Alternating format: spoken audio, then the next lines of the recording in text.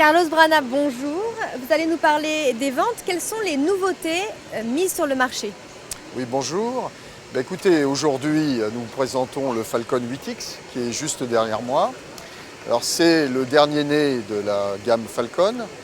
Il est un excellent avion avec un niveau acoustique à l'intérieur absolument exceptionnel. Donc la fiabilité profite de l'expérience du 7X, puisque c'est un 7X allongé, qui permet donc un range de 6450 nautiques, c'est-à-dire à peu près dans les 11 000 km, et des vols de 14 heures. On a fait d'ailleurs récemment un vol Singapour-Londres, à peu près 14 heures de vol, qui s'est très bien passé, et qui est un des records sur cet avion. Donc c'est un avion que nous présentons aujourd'hui, puisqu'il est né ou a été mis en service en 2016, et nous commençons à le présenter un peu partout dans le monde. Alors, ce n'est pas le seul avion que nous présentons, bien entendu. On continue à présenter le Falcon 2000 dans ses deux versions, 2000S et 2000XS. Une différence de 700 nautiques entre les deux.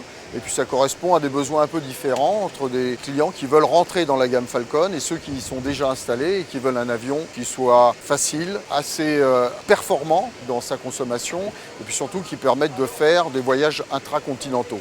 Donc les gens qui voyagent à l'intérieur de l'Europe, qui traversent l'Atlantique de temps en temps et ceux qui voyagent à l'intérieur des États-Unis ou dans le continent américain ou asiatique.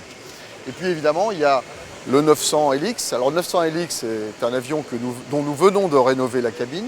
Donc un intérieur un peu plus moderne, très agréable. Le niveau acoustique qui est aussi baissé, donc c'est toilettes à vide, etc. Donc le confort, je dirais le nec plus ultra de ce qu'on fait aujourd'hui dans les avions d'affaires. C'est un avion qui a un passé. Il a été livré à plus de 500 exemplaires. Et on vient de livrer cette semaine le 2500e Falcon. Et il se trouve que ce 2500e Falcon est un 900. Un mot maintenant sur la géolocalisation du marché. Comment ça se passe au niveau mondial? Alors, si vous voulez, le marché, on va dire qu'il y a deux segments, le marché du neuf et le marché de l'occasion. Bon, sur le marché du neuf, c'est un petit peu lent en ce moment, mais il y a quand même beaucoup d'intérêt, alors notamment sur le 8X, mais sur toutes les autres plateformes.